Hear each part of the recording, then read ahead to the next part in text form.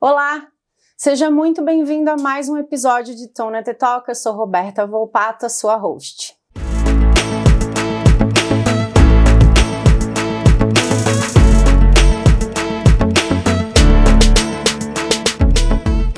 E no episódio de hoje, especialíssimo dentro da trilha que fala sobre compliance financeiro, prevenção e combate à lavagem de dinheiro, financiamento do terrorismo, nós temos a honra, eu estava justamente falando isso para o nosso time de maravilhosos, o Xande e o Rafa, que estão aqui animados. Por favor, meninos, manifestem-se. Tudo bem com vocês? Estão animados porque a gente tem uma visita ilustríssima. Nada como programa com plateia. Não é verdade? Diretamente de Brasília.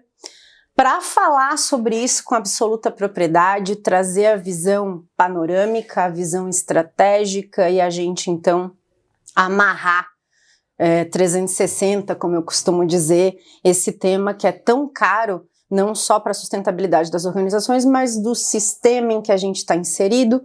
O nosso convidado é o diretor de supervisão do COAF, Rafael Ximenes. Muito obrigada de antemão, Rafael. Eu que agradeço estar aqui, Roberta.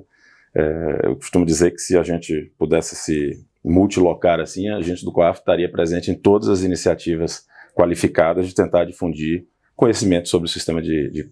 Última vez que eu vou falar o nome inteiro, tá? Prevenção à lavagem de dinheiro, financiamento do terrorismo e da proliferação de armas de destruição em massa. PLD, FTP para os íntimos, todos nós somos íntimos agora, não preciso mais dizer esse palavrão. Mas enfim, qualquer oportunidade de difundir conhecimento qualificado sobre o sistema de PLD, FTP é uma satisfação para o COAF, a gente podendo estar presente e colaborar com iniciativas como a que você está capitaneando, aliás, com referências ótimas lá do Dr. Marcos Paulos, do colega do procurador do Banco Central. Então, tenho certeza que é uma satisfação. Sensacional. Rafael, antes de a gente começar a falar do que interessa, conta um pouquinho de você, para as pessoas saberem, né? Conta da Bahia, conta um pouco da Bahia, conta um pouco da sua vida. O principal item do meu currículo é esse mesmo, é a origem geográfica, ser baiano, mas me graduei em Direito lá na UFBA, né, na Universidade Federal da Bahia, e saindo da brincadeira, indo direto ao nosso ponto, o meu contato com a nossa matéria aqui, ele data do ingresso na carreira de procurador do Banco Central em 2002, evidentemente o Banco Central é o regulador do maior segmento e do mais tradicional segmento de pessoas, integrado por pessoas obrigadas a prestar informações para o sistema, né? E, como disse, desde então tenho aprofundado o contato com a matéria, até que em 2018 passei a integrar também no posto reservado ao Banco Central no plenário do Conselho de Controle de Atividades Financeiras, que é a Unidade de Inteligência Financeira do Brasil, a unidade central do nosso sistema de PLD-FTP, passei a integrar o plenário do Conselho como conselheiro entre 2018 e 2019, e em outubro de 2019 passei a atuar como diretor de supervisão do COAF, aí, com dedicação exclusiva no COAF, embora ainda pertença aos quadros da Procuradoria-Geral do Banco Central, e aí o contato passou a ser o mais íntimo e familiar possível. Como esse é um campo muito dinâmico, tem sido um contato de aprendizado constante. Eu acho que eu não estou no nível ainda da nossa equipe, que tem visto as aulas todas, eles são os verdadeiros especialistas, né? Mas tem sido um aprendizado constante, até porque, a par do aprendizado das coisas institucionais mais estáveis, o maior aprendizado mesmo é o que cada indústria, cada segmento de atividade nos proporciona, porque a criatividade do potencial infrator é enorme. Então, todo dia eles inventam alguma coisa nova e esse aprendizado não termina nunca. É contínuo como uma série de coisas que se faz no compliance. E a internet não dificultou isso, nem pandemia, nem nada. Internet, ativos virtuais, são desafios. Rafael, módulo Ironia 1, tá? O COAF, ele tá, não raras vezes, em diversas notícias. Ele é comentado entre as instituições, entre os profissionais de PLD, entre alunos, entre estudiosos, mas eu entendo que é muito importante a gente ponderar aqui. Acho que a primeira coisa a ser colocada na mesa é o que faz, para que as pessoas entendam o papel do COAF no sistema e se percebam de alguma forma, direta ou indiretamente, parte disso.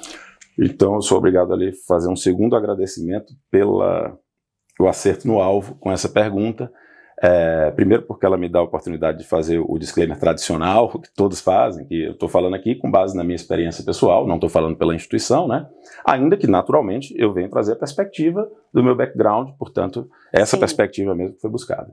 E um segundo motivo para lhe fazer esse double compliments é o fato de que o ideal para o COAF seria atuar da maneira mais discreta possível, não incógnito, porque é uma atividade pública, há parâmetros de transparência, mas os parâmetros de transparência em nossa atividade, eles são muito delicados e têm que ser modulados com parâmetros de discrição, de manutenção de um sigilo muito especial, que é diferente do sigilo fiscal ou bancário, por exemplo, que não incide em relação ao titular das informações. O sigilo de inteligência financeira, o sigilo que rege o core business do COAF, é um sigilo que se dirige principalmente ao titular das informações. Perfeito. Então, ele é muito peculiar, ele não é algo alcançado pela lei geral, o grifo geral aqui de proteção de dados, até já dou um spoiler aqui de algo que a gente vai tentar abordar mais à frente, e por isso seria muito bom ter uma atividade bastante discreta. Entretanto,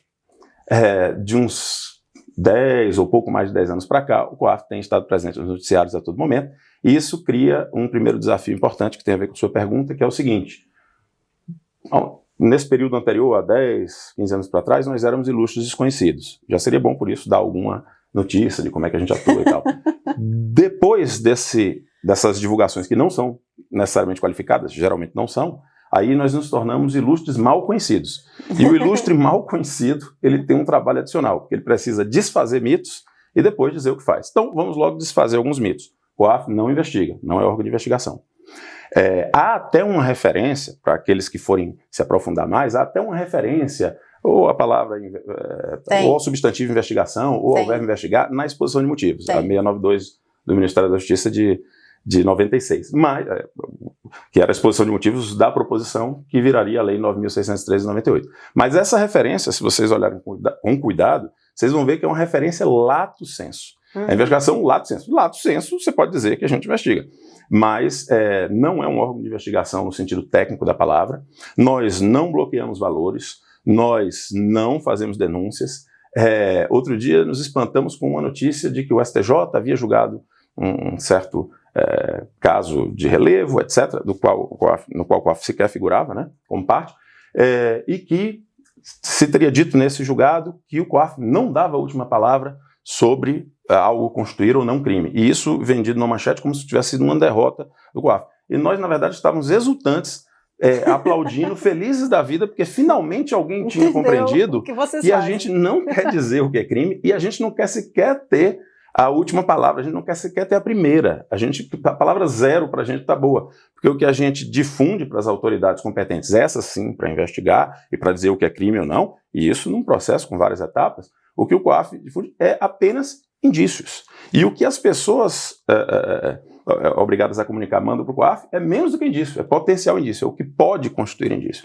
Então, por conta disso tudo, é uma oportunidade de ouro dizer o que a gente faz. Como eu disse, a gente é a unidade de inteligência financeira do país, e o papel, simplificando muito, é aquilo que, com uma postura que o ministro Celso de Mello designou, com muita felicidade na expressão dele, no julgamento do recurso extraordinário 1055941, o que ele designou como relativa passividade. Então, com relativa passividade, o COAF recebe matéria-prima informacional de diversos segmentos de atividade, banco, joalheria, transportadora de valores, seguradora, escritórios de consultoria econômica envolvidos com grandes operações, etc. Uma gama enorme, não cabe aqui entrar no detalhamento disso, está lá no artigo 9º da Lei 9.613, de 98, a nossa lei de lavagem, recebe essa matéria-prima informacional, essas pecinhas de quebra-cabeça, vê se isso dá certos matches, e vê isso, diga-se de passagem, com um trabalho que tem as duas maiores etapas dele feitas sem participação humana, porque a gente está falando de 3 milhões de comunicações por ano, mais ou menos, no estágio atual. Muita coisa. Muita coisa, e de uma equipe que, dedicada a essa atividade de inteligência, hoje chega a 40 pessoas, durante a maior parte da história do COAF, menos. Então, por meio de tratamento informático, a gente vai vendo como essas peças vão dando match umas com as outras e vão formando certos mapas de calor. Se houver ali o início de uma história que pode vir a caracterizar um ilícito, aí a gente encaminha isso, o que a gente chama de difundir, para as autoridades competentes para investigar, etc. Esse é o papel principal de unidade de inteligência financeira em qualquer lugar do mundo.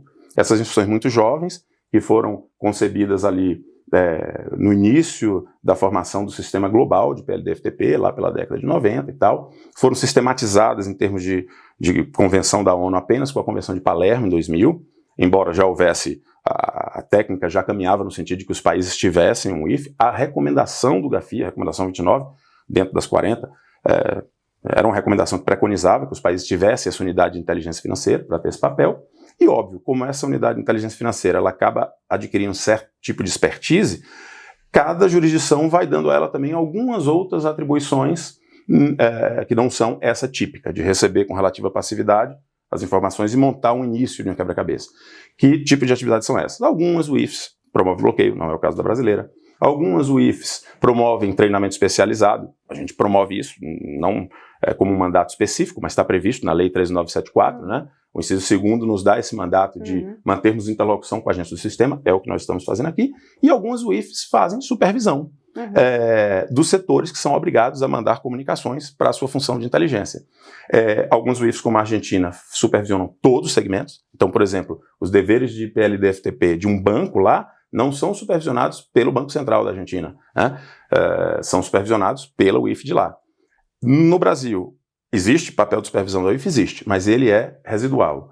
A UIF supervisiona diretamente aqueles integrantes de segmentos de atividade que não têm um tipo de órgão ou entidade que possa exercer a regulação ou a supervisão da atividade natural, né?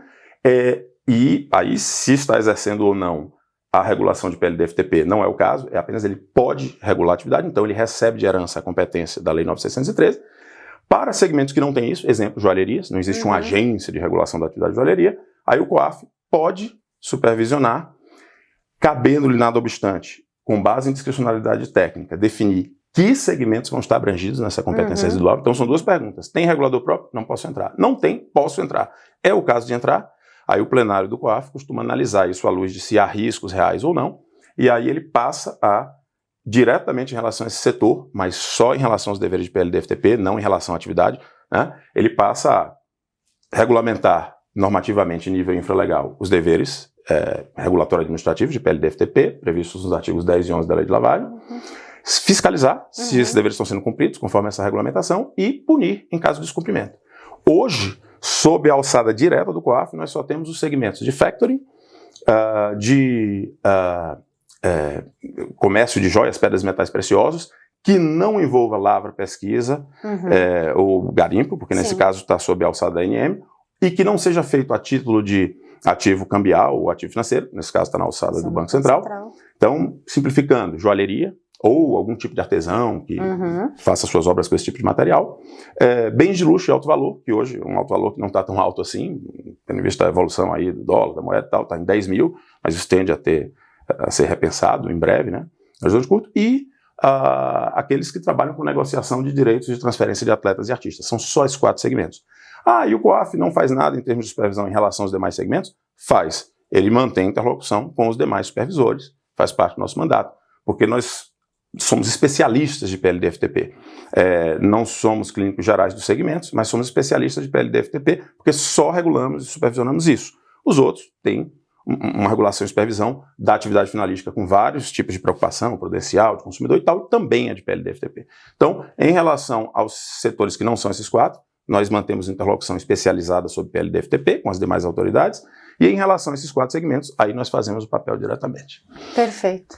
E aí, vamos, já que a gente está num beabá e colocando o COAF na mesa, vamos acender um pouco essa pirâmide para a gente enquadrar o COAF vinculado ao GAFI e falar um pouco sobre a importância, né, de observar as recomendações e todas as análises de risco que acontecem dentro do COAF e que elas acabam desdobrando para os outros setores, até para o pessoal perceber de onde vem, né, amarrando com os outros entrevistados a importância da abordagem baseada em risco e das análises internas de risco dentro de cada organização? Ótimo. Então, à luz do que a gente vinha falando, vamos imaginar uma pirâmide de 3 andares. Nós temos no primeiro andar as pessoas obrigadas, que são os integrantes de segmentos que têm mais risco de poderem ser utilizados, ainda que inadvertidamente, por potenciais infratores, que pretendam lavar esconder a origem, transferência, natureza de recursos, etc. Num segundo andar dessa pirâmide, nós temos os reguladores da atividade natural desse segmento. Então, em relação a bancos, consórcios, cooperativas de crédito, Banco Central, Fundo de Investimento CVM, cartórios, tudo são pessoas obrigadas. O CNJ, né, que estão no segundo andar. E no terceiro andar desse sistema nós temos a unidade de inteligência financeira recebendo as informações de todos os segmentos. O que fazem as autoridades de regulação do segundo andar? Elas, como eu disse, fazem a regulação infralegal em seus normativos dos deveres previstos na lei de lavagem, nos artigos 10 e 11, fiscalizam o seu cumprimento e punem em caso de descumprimento. Então, as pessoas obrigadas mandam as comunicações para o terceiro andar da pirâmide, para o COAF, com base nas instruções do segundo andar. E quando esse segundo andar tem uma lacuna, por uma atividade que não é regulada, como a gente viu, eventualmente o COAF assume. Pois bem, essa pirâmide tem por função, depois que ela cria esse fluxo de informações das pessoas obrigadas até a unidade de inteligência financeira, subsidiar a atividade das chamadas autoridades de enforcement legal, de aplicação da lei. Nomeadamente, Polícia, Ministério Público e Judiciário. Nomeadamente em relação a crimes, né? Mas isso pode ser usado também em relação a outros tipos de ilícito, está previsto no artigo 15, ou seja, o COAF pode fazer difusão também de indícios relacionados a outro tipo de ilícito. E isso tudo se integra num sistema global que hoje em dia talvez tenha fora dele, e quando eu digo fora com aspas, em alguns casos nem um fora total, pegando a lista, digamos, de maior gravidade do GAFI, apenas 2 países, 2 jurisdições. Não vou entrar aqui em quais são, mas eu lhe garanto que são jurisdições que sofrem muito economicamente por serem consideradas discrepantes desse padrão global estabelecido nas 40 recomendações do GAFI. E há, periodicamente, isso vai mudando, uma lista chamada lista cinza, essa seria a lista negra, com essas 2 jurisdições. E há uma lista cinza daqueles que apresentam deficiência em dado momento, e antes que alguém imagine que lá só tem microestados da Oceania, ou países que são paraísos fiscais notórios e tal, já houve países do G20 dentro desse grupo e que sofreram muito do ponto de vista econômico, inclusive, sem falar do reputacional, de relações internacionais, por estarem fora. Então, estar dentro do padrão das 40 recomendações do GAFI é algo que é observado por FMI, por Banco Mundial, por Basileia, é observado por uma série de organismos que têm um poder enorme de aumentar ou diminuir o custo das atividades econômicas e a possibilidade de êxito, perspectiva de êxito nos diversos países. E um detalhe, embora essas recomendações sejam em si mesmas apenas recomendações, ainda que com todo esse impacto que a soft law às vezes tem, maior até do que a hard law, né? Apesar disso, quando do evento com as Torres Gêmeas em 2001, né, 11 de setembro de 2001, obviamente o mundo todo entrou numa concertação para reforçar os controles ligados à prevenção do financiamento do terrorismo e da proliferação de armas de destruição em massa. E datando mais ou menos dessa época, a ONU passou a editar, não uma nem 2, mas algumas resoluções com base no capítulo 7º da Carta das Nações Unidas, um dos poucos capítulos cogentes do sistema de direito internacional, né, direito internacional público, instando fortemente, e aí ela usa os termos, mas o sentido é de vinculação, instando fortemente os países a seguirem as recomendações. Então, se as recomendações em si mesmas são só recomendações, elas passaram a receber de carona, por força dessas resoluções do Conselho de Segurança das Nações Unidas, o poder vinculante. E isso é reconhecido, mais uma vez, no voto do ministro Celso de Mello, no julgamento daquele recurso extraordinário 1055.941. Ele reconhece o caráter vinculante das recomendações e das notas interpretativas das recomendações. Então, isso é um recado que fica para qualquer pessoa que vá atuar como consultor jurídico de pessoas obrigadas, nos setores de compliance, para os administradores das pessoas obrigadas. Leiam as 40 recomendações do GAFI. A tradução em português é fácil de achar na internet, em inglês muito claro, estão lá sempre sendo atualizadas. Leiam porque, para todos os efeitos, elas têm força vinculante dentro do direito brasileiro e é elas que se refletem na confecção da nossa lei, 98, é elas que se refletem na regulamentação e nos níveis mais atuais e modernos da regulamentação. Por exemplo, se a gente for pegar a nossa lei, ela diz que, no inciso 3 do artigo 10, que as pessoas obrigadas devem adotar políticas, procedimentos e controles internos que permitam cumprir o pacote de deveres do artigo 10 e 11 de modo compatível com o seu volume e com o seu porte e volume de operações. Se a gente for olhar as recomendações, a gente vai ver que elas falam dessa compatibilidade com porte e volume de operações, que você não vai exigir, por exemplo, de uma loja de veículos usados pequena, no interior, o mesmo nível de políticas, procedimentos e controles internos de um banco, de um grande banco, né? Mas você vai ver que as regulamentações, a gente vê isso na CVM, a gente vê isso na regulamentação do Banco Central, a Circular 3978, da CVM, Resolução 50, do COAF, Resolução 36 e de vários outros, a referência também há de forma proporcional a riscos. Então, compatível com porte e volume de operações e de forma proporcional a riscos. De onde vem esse proporcional a riscos, se ele não é explícito na nossa lei? Se já não viesse de algo inerente à forma como o sistema é desenhado, viria da primeira das recomendações do GAFI, da recomendação número 1. Então veja, é a força dela de moldar o resto das camadas normativas desse sistema e a força vinculante mesmo jurídica que tem, sem falar de toda a força política, como soft law muito observada por todos esses organismos, que faz com que isso seja onipresente no nosso sistema. Então, leiam as recomendações do GAFI, que elas são o melhor guia interpretativo para a nossa legislação interna, afora serem muito didáticas nas notas interpretativas e servirem demais para quem vai fazer conceber a sua política ou atualizá-la, seus procedimentos, seus controles internos em cada organização que constitua uma pessoa obrigada. E aí você trouxe a palavra sistema e ela é muito bem-vinda aqui para a gente falar que no fim do dia a gente está trazendo a importância do gerenciamento sistêmico integrado do risco. Então, quando a gente tem as recomendações do GAFI vinculantes, é importante que quem está assistindo, né, seja um dirigente de uma instituição financeira ou de um negócio, né, que seja objeto de supervisão, ou um profissional de PLD CFT, que compreenda que há um encadeamento e há uma lógica por trás desse sistema. Então, as recomendações, elas têm um caráter vinculante, elas trazem a necessidade da abordagem de risco, então obedecendo o contexto organizacional, o porte da organização, o volume de operações, e isso cascateia de forma que, não por coincidência, as próprias normas prudenciais emanadas dos reguladores demandam que os regulados façam as suas análises de risco. E aí a gente não pode esquecer que o próprio COAF fez, inclusive, há um decreto que se ocupa disso, a sua avaliação nacional de risco.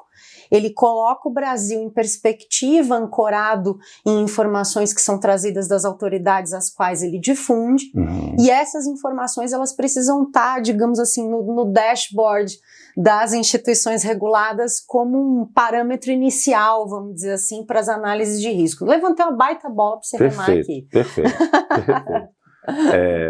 Como a gente ia dizendo, a primeira das recomendações do GAFI, ela não é primeira gratuitamente, é que as jurisdições se orientem pela chamada abordagem baseada em risco, que se contrapõe à abordagem baseada em regras, focada em regras. Vamos simplificar aqui. Se contrapõe ao cara crachá. Perfeito. O cara crachá é uma delícia, é tudo que a gente quer na nossa vida. Quando a gente é criancinha, a mãe da gente ensina a gente assim, não entre naquela sala. Ela não diz pra gente, não entre naquela sala porque a mamãe está trabalhando, se você entrar vai atrapalhar a reunião, isso pode deixar o status de construção da minha carreira prejudicado, blá, blá. Ela não vai falar isso tudo, ela diz, não entre naquela sala. Então você sabe que se você entrar, você não pode dizer que apanha hoje em dia, mas nem que grita, mas você vai sofrer uma admoestação da sua mãe. E se você não entrar, vai ficar tudo bem com você, você vai comer seu danoninho, vai ser feliz, etc e tal. A gente gostaria de trazer esse deleite da infância, de poder lidar com regras simples, quanto a cuja finalidade nós não precisamos fazer nenhuma reflexão, para o resto das nossas vidas. Quem não gostaria disso? O AF também gostaria disso, muito mais fácil.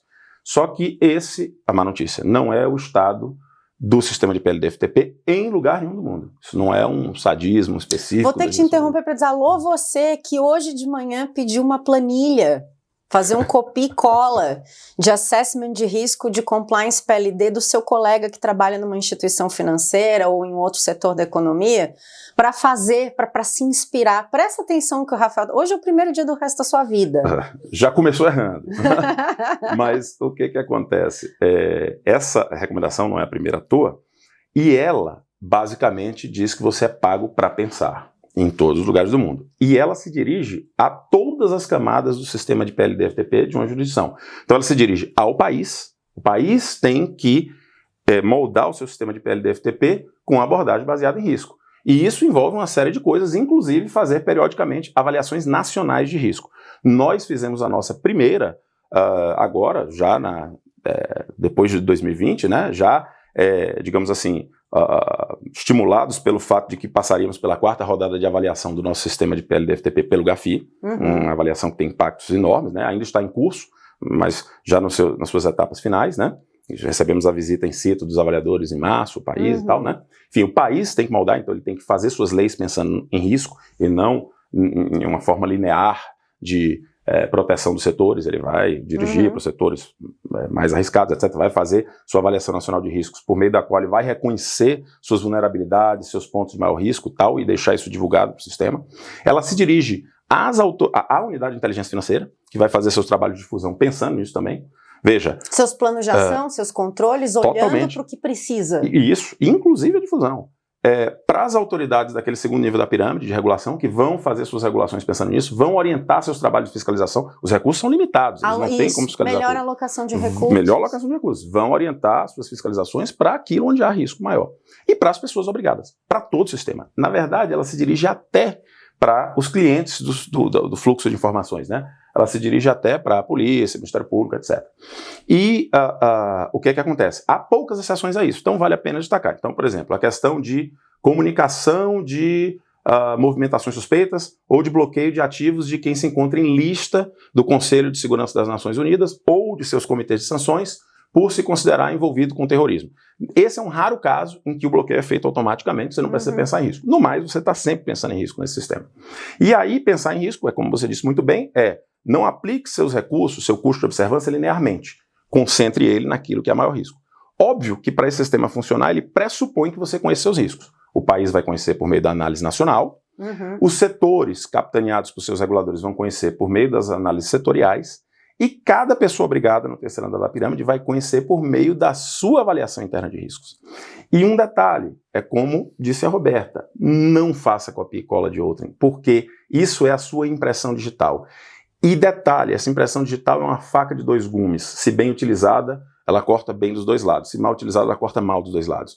Porque ela vai lhe permitir diminuir bastante seu custo de observância em casos nos quais se aplique medida simplificada, sem aumentar seu risco, se você conseguir demonstrar, isso não é lero-lero, isso tem método, demonstrar que seu risco é pequeno. E você vai concentrar seu custo de observância nos pontos de maior risco, e isso vai gerar uma série de efeitos de segurança e de gestão de risco, porque os riscos aqui são graves, reputacionais, jurídicos, etc.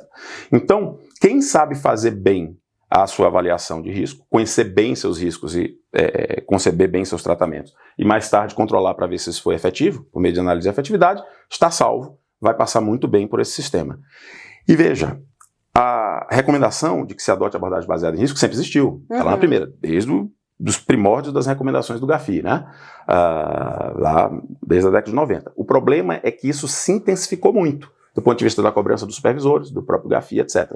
E estar antenado para essa intensificação fez com que as normas infralegais dos diversos setores chegassem no que a gente tem chamado de terceira geração dessas normas, que poderiam ser resumidas em duas palavras, com as quais posso terminar essa resposta, que é risco e efetividade.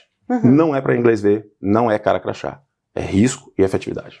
E aí, Rafael, quando você fala de avaliação nacional de riscos, embora a gente saiba que essas informações, né, o resultado dessa análise por parte do COAF está documentado no próprio site, né, do órgão e tudo mais, mas você poderia listar para a gente o que está no mainstream, até para quem está assistindo possa entender e quebrar um outro mito, a questão da lavagem de dinheiro de per si, porque de verdade, a lavagem de dinheiro ela pressupõe um ilícito antecedente, né? Então eu não posso falar, por exemplo, de compliance anticorrupção sem pensar que a corrupção ela pode se consumar lá, está integrado. Então traz um pouco para a gente depois entrar no micro, por favor. Ótimo, ótimo. Então vamos pegar o encadeamento dessas várias análises de risco, né? E aí, nesse caso, a gente tem até que sair um pouco do nacional.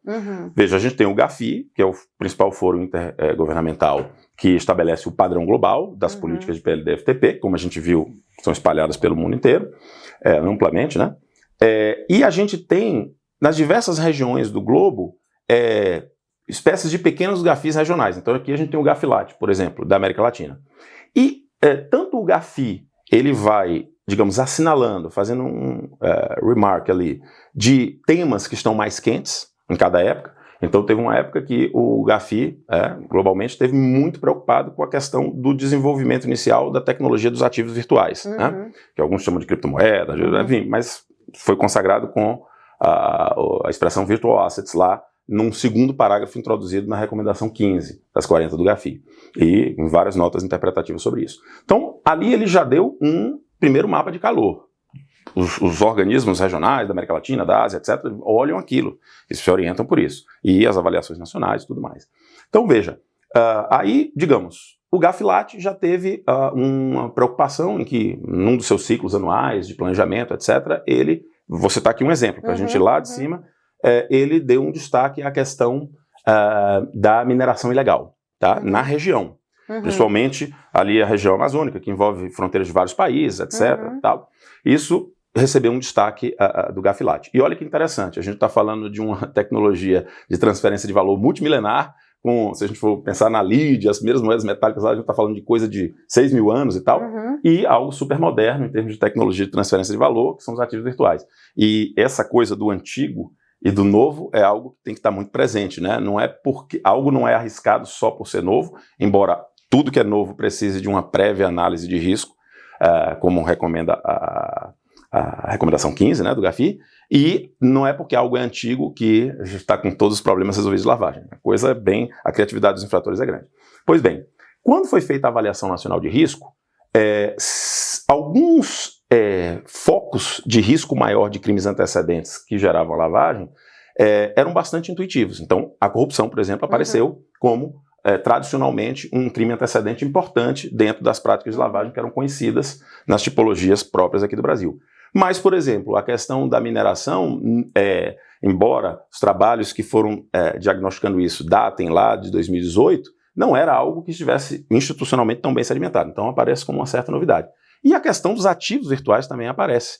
Então veja que interessante, dando esses 3 exemplos. A gente tem algo que foi assinalado um pouco antes, que era dos ativos virtuais, pelo GAFI Global, vai aparecer aqui na avaliação nacional de risco. Não por uma cópia, porque isso tem um método, isso tem que ser demonstrado. E a gente tem algo que foi grifado pelo GAFI-LAT, que aparece também na nossa avaliação nacional de risco. E algo próprio, a questão da corrupção, e inclusive já era esperado, intuitivamente parecia chegar nesse ponto mesmo. E o que acontece? Com base nessa avaliação nacional de risco, de alguma forma, é como o condutor de uma orquestra, né? Os diversos reguladores começam a se articular, a olhar isso com mais atenção, o legislador passa a olhar isso, e as pessoas obrigadas recebem isso como um subsídio por expressa disposição de muitas dessas regulações infralegais dos seus supervisores. Quer dizer, estão olhando para isso, eu preciso fazer a minha análise. Isso. E aí, claro, pode ser que a minha probabilidade, magnitude, impacto seja diferente do outro, mas não significa que eu não tenha que usar isso como insumo para olhar. Perfeito. Então, digamos, se eu sou uma joalheria, tá? Eu sei que meu segmento recebeu um mapa de calor. Isso se traduz nas ações de fiscalização, os processos sancionadores. Se a gente vai olhar a jurisprudência, isso está lá.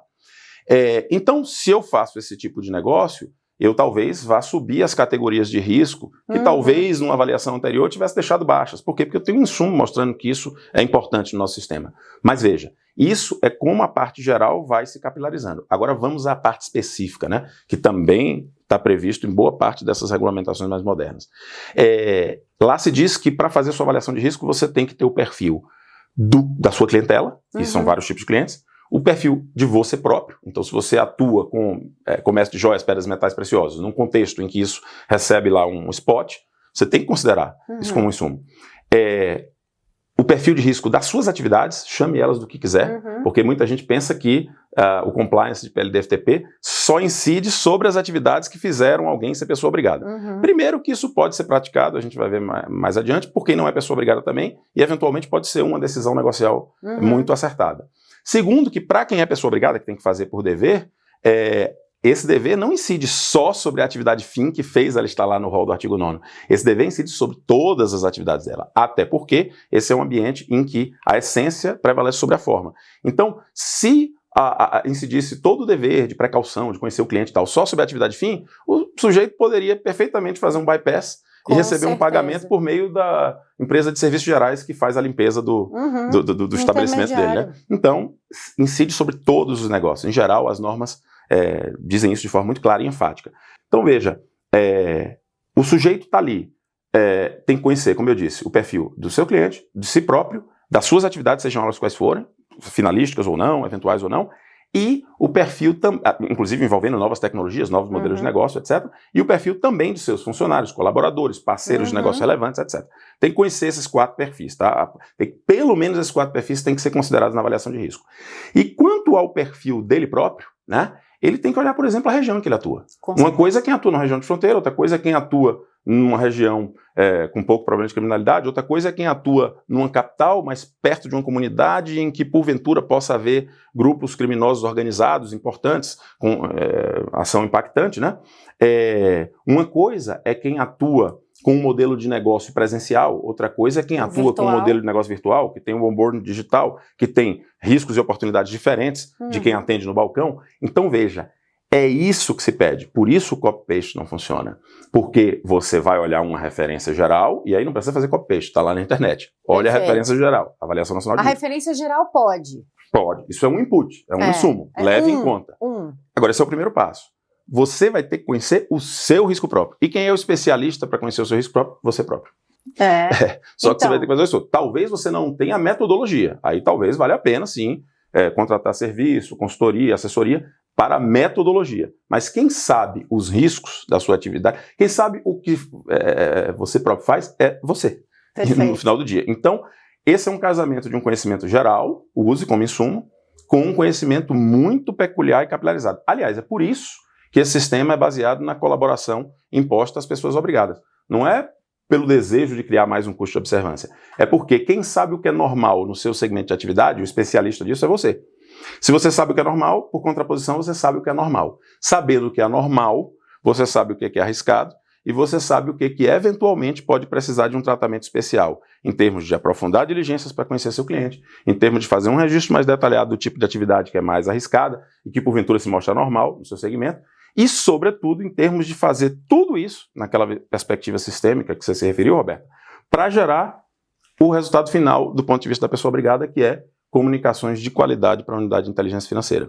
Então, veja, o sujeito vai monitorar tudo que faz e com quem faz, né? E vai fazer isso com base numa avaliação de risco que terá feito antes.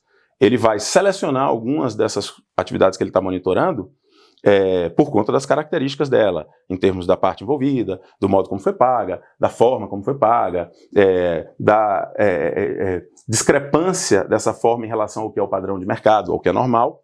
E aí, depois de fazer esse monitoramento de seleção, ele vai analisar se ali de fato existe densidade suficiente em termos de anormalidade que possa, que possa constituir indício de algum crime, e aqui é algum crime, como você bem destacou também, não é indício de crime de lavagem. Não. Crime de lavagem é um crime transversal.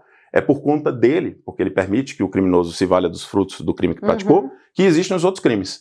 E os crimes mais perigosos precisam de financiamento também. Então, ele tanto é causa, a lavagem tanto é causa, como se diz, causa eficiente, porque ele dá insumos para o crime, para a indústria do crime operar, quanto ele é causa finalística. Ele é a motivação principal de alguns dos crimes mais graves, a exemplo da corrupção.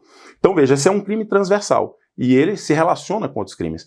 Então, observe que a obrigação de comunicação de operação suspeita da pessoa obrigada está enunciada lá no inciso 1 do artigo 11 da Lei de Lavagem, de modo em que se diz, se faz referência a situações, operações, etc., que por suas características, possam constituir sérios indícios dos crimes, no plural, previstos nesta lei, ou com eles relacionar-se. Veja, quais são os crimes previstos nesta lei? Isso é uma redação originária de 98, quando a lei tinha um rol de crimes antecedentes na sua parte criminal. Então, ele está dizendo, indícios desses crimes, não só o de lavagem, que estava previsto no CAPT, mas o rol de crimes antecedentes, ou com eles relacionar-se. E detalhe, quando a lei sofreu sua primeira grande reforma em 2012, pela lei 12.683 de 2012, ela deixou de ter um rol fechado de crimes antecedentes. Hoje, qualquer crime em tese pode ser crime antecedente do crime de lavagem. Então, quando ele diz crimes previstos nesta lei, em tese está abarcando tudo. Ou com eles relacionar-se, aí tirou qualquer dúvida. Então, o que a pessoa obrigada precisa olhar é algo que possa constituir ser indício de crime, ponto. Não interessa qual. E esse não interessa é importante, porque por força de recomendações do GAFI, não se cobra que o joalheiro, a seguradora, a transportadora de valores, o banco, as pessoas obrigadas, enfim, se tornem peritos criminais, se tornem especialistas em criminologia, policiais, etc. Ele não precisa saber que crime de que crime se trata. Ele não precisa indicar um tipo penal, um artigo do Código Penal. Ele precisa apenas ver que algo não é usual e parece que pode ser compatível com algum crime. É isso que ele precisa e dizer por que ele percebe isso, com base na sua expertise de alguém do setor. Análise, fazer análise. Dizer por que isso é estranho ou por que não é estranho na sua área de atuação, no seu modelo de negócio, no seu ramo, na sua praça, no seu nicho de mercado, e quem sabe disso é você, é tudo que o COAF precisa. Então, resumindo, toda essa avaliação de risco precisa chegar na pessoa obrigada customizada. Assim como a avaliação de risco do país não é igual à do Globo, ainda que use como insumo, a setorial não é igual à nacional, ainda que use como insumo, a sua pessoal, da sua pessoa obrigada, da sua entidade, da sua instituição, não é igual à setorial, ainda que use como insumo. Perfeito. Bom, duas coisas muito importantes para dizer. Primeira delas, que a essa altura está todo mundo com as moléculas ultra agitadas. É o momento de pedir para quem ainda não assina o canal, assinar o canal, se inscrever, ativar o sininho para receber as notificações, deixar o like. E a segunda coisa é que, assim, já vou avisar os meninos, a gente vai extrapolar um pouquinho o tempo. E você que está assistindo vai entender por quê. Porque não é todo dia que a gente recebe o diretor de supervisão do COAF, a gente tem muitas perguntas para fazer, a gente tem que fazer valer essa vinda dele de Brasília para cá. O papo está muito bom. E ele abriu uma caixa de Pandora que a gente quer ficar mais conversando sem hora para acabar. No final então, da caixa de Pandora está a esperança. Viu? Então, assim, desculpa aí, tá? Xande e Rafa, a gente vai extrapolar, vamos quebrar o compliance do Big Boss, mas quando ele assistir o episódio, ele vai entender. Mas, Rafael, assim, você falou sobre a comunicação.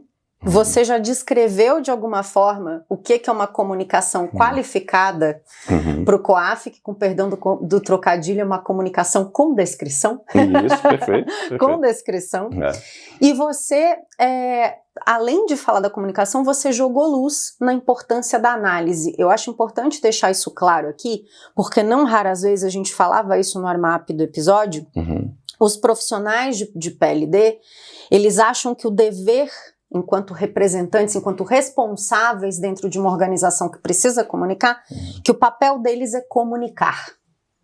Então, se porventura eu não fiz análise, não deu tempo, eu não tenho estrutura, eu me perdi, eu não estou entendendo o meu papel no universo, mas se eu mandar um relatório para o COAF dizendo nada a declarar, eu cumpri com o meu papel legal, regulatório, estou em dia com o regulador. De verdade, você nem exige que o sujeito tire, que ele tenha algo de relevante e eventualmente evidenciado sob o aspecto criminal para te trazer, mas você precisa que ele se debruce sobre. Eu acho que esse é um mito que a gente pode abordar aqui. Excelente. Esse é um mito não sobre o COAF, mas um mito sobre o sistema e muito especificamente sobre o papel de quem certamente deve ser a maior parte do nosso público aqui, que são pessoas que ou são pessoas obrigadas ou atuam dentro de organizações que são pessoas obrigadas, prestam serviço para elas, né? Enfim, esse mito de que o que protege o sujeito obrigado é comunicar. Isso gera, como sabemos, as comunicações defensivas e isso prejudica o sistema, por óbvio, poluição de informação, desvia esforços, pode servir de cortina de fumaça, etc. Confunde, dissipa esforços das autoridades de investigação, do COAF, etc. e tal. No limite, poderia até inviabilizar a operatividade, por exemplo, do Sistema de Controle de Atividades Financeiras, o SISCOAF, que é a nossa ferramenta eletrônica por meio da qual nós recebemos essas comunicações de todos os setores, regulados diretamente pelo COAF ou não, né? Mas veja, alguém poderia perguntar, vamos aqui lucubrar só usando o chamado individualismo metodológico dos economistas. Ora, entendi, é ruim para o agregado, para o interesse social, público, mas eu sou um cara egoísta, eu quero saber de mim, então eu vou comunicar e vou me proteger. Bom, esse é o mito que eu mais gostaria de derrubar aqui, porque nós temos exemplos já, e são exemplos bastante impactantes em termos de intensidade da punição, de punições dentro do sistema, inclusive do próprio COAF, que também, em relação àqueles setores a que me referi, pratica, né, utiliza a ferramenta sancionadora quando é necessário. Nós temos exemplos de punições fortíssimas, com inabilitação para poder, tempo relativamente dilatado, para poder estar à frente de instituições como as contempladas no artigo 9º, por falso positivo e não falso negativo. Ou seja, não pela comunicação que o sujeito deixou de encaminhar quando devia, mas pela comunicação que ele encaminhou quando não devia. E antes que alguém fique assustado, nossa, então eu sou obrigado a acertar uma coisa que está no plano da dúvida, que pode constituir indício, quer dizer que se eu não comunicar quando devo, eu posso ser punido, e se eu comunicar quando não devo, posso ser punido também? A questão é Até eu respirei. Não, levanta suspense. Cadê os tambores? Cadê a sonoplastia? Né? Gente, os meninos, vocês não estão vendo, os meninos estão até apavorados. Não precisam ter um ataque cardíaco. Por quê? O que a lei exige é não o acerto no alvo na mosca. O que ela exige é a boa-fé. O parágrafo 2º do artigo 11 é muito claro em relação a isso. Da 9.613. Da 9.613 de 98, a nossa lei de lavagem, né? O nosso marco legal em nível de lei ordinária principal. O que ela exige é que seja feito de boa-fé. Ela diz, a comunicação feita de boa-fé não gera responsabilização administrativa ou civil. Aí alguém diz, a penal não está aí, não? Bom, se a administrativa ou civil não está, muito maior razão, a penal não está, que precisa do dolo, né? A ação omissão é livre e consciente voltada à finalidade de ocultar a origem de valores, etc. e tal. Então, vamos, né? Ou seja, não há responsabilidade na comunicação de boa-fé. Então, se o seu supervisor discorda de você não ter feito uma comunicação que ele acha que devia, mas você achou que não devia, e demonstra que achou isso, e o pretérito perfeito aqui não é gratuito, você demonstra que isso não é uma desculpa que você arrumou depois, você demonstra a data em que você fez a análise, e demonstra que fazendo análise, e a análise não sendo absurda, não indo para o preto e branco do errado ou certo do absurdo, estando naquela zona cinzenta em que há uma dúvida razoável, ou seja, não estando para além da dúvida razoável, como se costuma dizer na doutrina penal, você está protegido. Você demonstrou que fez uma análise razoável e de boa fé. Isso é que protege.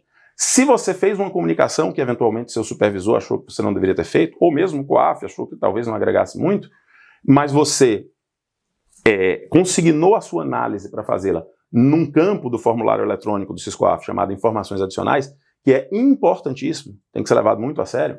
Se você fez isso, você também está protegido. Quando é que você não está protegido? Quando você ou fez uma análise absurda, porque não adianta você botar o que quiser para chegar à conclusão arbitrária, que além de qualquer dúvida razoável, ou quando você, digamos, não fez análise nenhuma, o que é pior, né? Então, o que acontece? Se você comunica tudo, e um caso concreto com que nos deparamos era esse, ou, se não tudo, muito, de uma forma sistemática e pouco analisada, que denote que você não teve boa fé, você saiu da proteção da não responsabilização. Perfeito. E nesse caso houve a responsabilização e uma punição severa. Então, que ninguém imagine que está protegido porque comunica sempre, porque adota uma heurística do tipo, na dúvida comunico. Nesse caso, o cara, um dos casos concretos que me lembro é até além do na dúvida comunico. Comunico até se eu não tiver dúvida. Mas mesmo o na dúvida comunico puro e simples, ele não atende a abordagem baseada em risco. Aquela coisa do encadeamento sistêmico. Ele afasta da boa-fé se denota que você saiu dos lindes do razoável.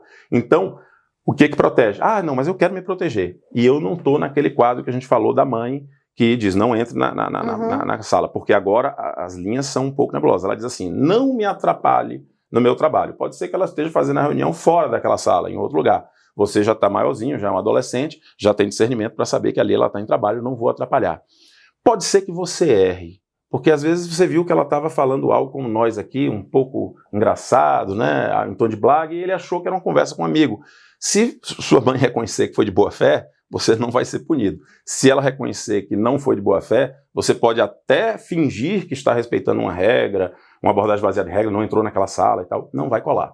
É assim que o sistema se encontra hoje em dia. Nós estamos na adolescência do sistema, indo para a nossa idade adulta em alguns segmentos mais avançados, como o bancário, etc. Né? Então, é isso que protege. O que protege não é comunicar.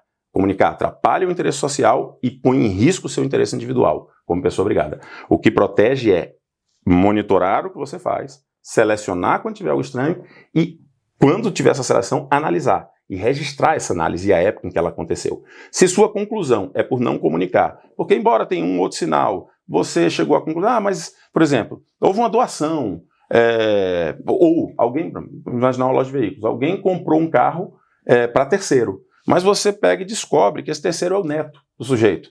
E você sabe que o avô que pagou no lugar do neto, que foi o titular da compra, é alguém conhecido na cidade, etc. Você ali é dono daquela loja de veículos. Pronto. Você diz, olha, há esse elemento aqui que me fez selecionar, que é um terceiro pagar, está até previsto na Instrução Normativa 7 do COAF, que equivale no mundo financeiro à Carta Circular 4001, mas tem essa circunstância que eu sei, então acho que não é o caso de comunicar, não há algo aqui estranho que possa denotar um possível indício. Tudo bem, está protegido, mostrando a data em que você fez, tranquilo. Se você disse, olha, embora seja o avô, parece estranho que esse sujeito que se conhece, digamos que você conheça por alguma razão e tal, tem muitos netos, ele não tem muito contato com esse neto é uma pessoa exposta politicamente, sei lá, algumas circunstâncias que porventura você tem que vão aumentando. Eu acho que eu devo comunicar. E uma coisa importante, essa comunicação não é uma notícia crimes, portanto não está sujeita ao regime de investigação criminal, processo penal, a gente está no mundo da inteligência, é outro regime jurídico, coisa que o ministro Gilmar Mendes destacou com muita felicidade no julgamento daquele recurso extraordinário no 055941. Esse é um regime jurídico específico. Feito de boa fé, lhe exime de responsabilidade. Preservado o sigilo que ela deve ter, lhe exime de riscos que você pode ter, né? E mais, a maior parte do que se comunica é lícito. São 3 milhões de comunicações. Estou aqui fazendo uma aproximação, né? Os números estão lá divulgados na internet, no agregado, que viram mais ou menos 20 mil RIFs. Olha só, 3 milhões para 20 mil, olha o funil. Que vira, sei lá, talvez aquilo vai ser usado em 2 mil inquéritos, etc., algumas denúncias. E esse funil é esperado, isso é explícito na exposição de motivos da lei. A maior parte do que se comunica ali é lícito. Provavelmente, é bem possível que nós tenhamos comunicação em que nós sejamos algum personagem de alguma situação no COAF. Eu, por exemplo, fiz, certa feita, uma doação para alguém que trabalhava lá em casa há muito tempo para ajudá-la a comprar um imóvel, e ela não tem vínculo de parentesco evidente comigo, e não é efetivamente parente, e não tem um sobrenome parecido. Essa é uma das hipóteses do artigo 20 do provimento 88, que incide sobre o segmento dos oficiais de registro e tabeliães de notas de protesto, né? Provimento 88 do CNJ. Se eu tivesse feito essa operação, e confesso que não me recordo se foi antes ou depois da vigência dessa norma, é muito provável que o cartório que registrou a escritura, porque eu fiz essa doação por escritura, mencione isso. E a minha preocupação com isso é nenhuma. Porque isso é normal. Aquilo ali não é... Você não está a pessoa obrigada não está prejudicando seu cliente quando faz isso. E fazendo de boa fé está isento de responsabilidade. Fazendo sigilosamente como a lei exige, inclusive, principalmente em relação à pessoa a qual se refere a informação, estará protegida mesmo que se trate de um potencial infrator perigoso, etc. Rafael, você citou a circular Bacen 461, ela vai me fazer levantar uma bola. Veja, quando a gente vai vendo que o convidado ele é azeitado, eu faço perguntas difíceis, eu começo a encadear temas. Quando a gente vai vendo que a pergunta é difícil, a gente tira uma cartão. Não seja tão advogado, mas, por favor. Eu vou encadear perguntas, só porque eu tenho certeza que você é absolutamente capaz de destrinchar isso com muita habilidade, porque eu acho que são temas conexos. Primeira questão, né, da 4001, que puxa um ponto relevante, né, o que são os indícios de lavagem de dinheiro, né, e que muitas vezes eles são lidos equivocadamente na circular 4001, há uma presunção de taxatividade, ou então a interpretação disso, subestimam-se situações cotidianas, não, isso aqui não é o caso de eu me debruçar sobre isso, há uma certa miopia na análise do que pode ser um indício ou não. E aí um outro ponto, já que a gente falou tanto que a lavagem de dinheiro é um crime transversal, que nós também comentamos no Armap, acho que vale jogar luz aqui, existem os regulados, existem os setores que, embora não regulados, estão sob a supervisão do COAF, e existe a autorregulação, que pode ser a decisão de alguém que está nos assistindo agora, que ouvindo você falar sobre indícios do cotidiano, perceba que a sua organização, mesmo não sendo diretamente supervisionada pelo COAF, mesmo não sendo regulada, precisa gerenciar esse risco e pode ter ganho gerenciando esse risco, inclusive fazendo comunicações ao COAF por direito, ainda que não por obrigação. Então, você consegue empacotar isso? Vamos. A pauta é riscos, tá? Só para quem não entendeu a nossa divagação, a pauta é riscos, e aqui é para você se perceber como parte integrada ao COAF. No fim do dia é isso que a gente está tentando entregar, né? Essa é uma oportunidade excelente para fazer aquilo que a gente tinha dito no início, né? Derrubar mitos, evitar os ilustres mal conhecidos e tal, né? Então, a primeira coisa, digamos, não no nível de beabá, mas já no nível de talvez DEF, né? Se sabe que as listas de tipologias, das chamadas tipologias, né? As listas de situações que os reguladores divulgam, inclusive ao amparo do parágrafo 1º do artigo 11 da Lei de Lavagem, não são taxativas. Então, algo não estando ali pode se enquadrar perfeitamente na hipótese genérica do inciso 1 do artigo 11 como uma situação que pode constituir, por suas características, em termos de partes envolvidas, valor, forma de pagamento, meio de pagamento empregados, falta de fundamento econômico legal, etc., né? E até esses tipos de características também não são taxativos, né? Uhum. Pode ser, por exemplo, por uso de nova tecnologia, não está lá dito no parágrafo 1º do artigo 11, e é uma característica que eventualmente pode transformar uma operação em não usual, que possa constituir indícios de ilícito, etc.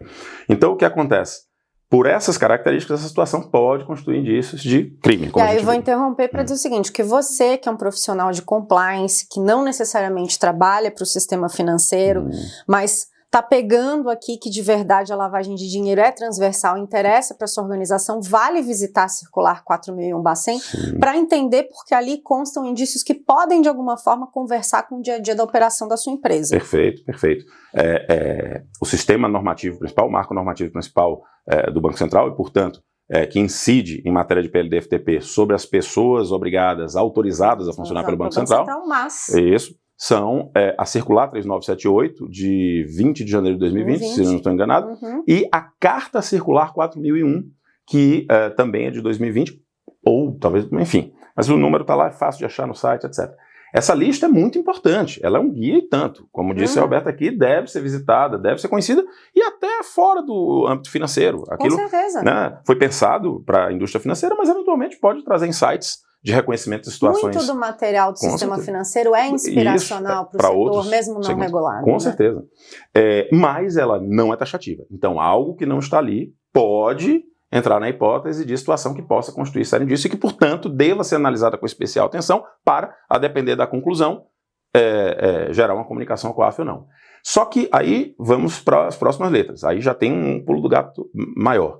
O que está ali não necessariamente deve ser comunicado. O que está ali, e se as normas forem lidas com cuidado, elas assim especificam, deve ser objeto apenas de análise com especial atenção. O dever é de análise com especial atenção, não o dever de comunicar.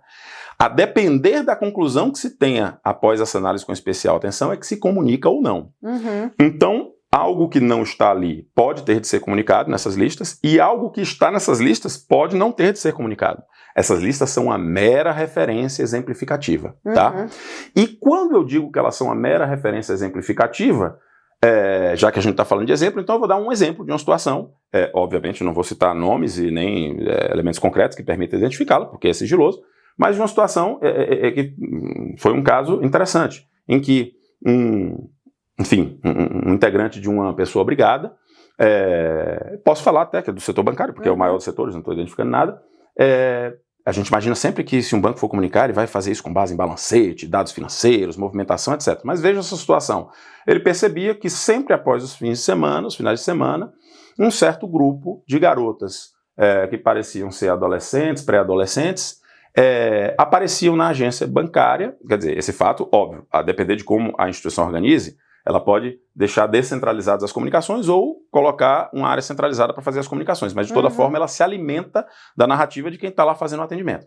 Então, esses funcionários dessa agência perceberam que sempre depois do fim de semana vinham essas meninas, que pareciam adolescentes, pré-adolescentes, e faziam certos depósitos com recursos em espécie, não eram recursos muito vultosos, quanto a esse aspecto não chamariam atenção, o fato de ser em espécie naquela região também não chamava muita atenção, etc., mas a periodicidade com que vinham, sempre após o fim de semana, sempre em tenra idade, e sempre com uma indumentária muito curta, com roupas muito curtas, fez com que aquilo parecesse estranho. Bom, encurtando a história, para resumir, isso foi um elemento muito importante na investigação ligada à questão de exploração de prostituição infantil, etc. Então veja, é uma informação que não veio de balancete, de movimentação financeira, etc. Veio de uma percepção de balcão.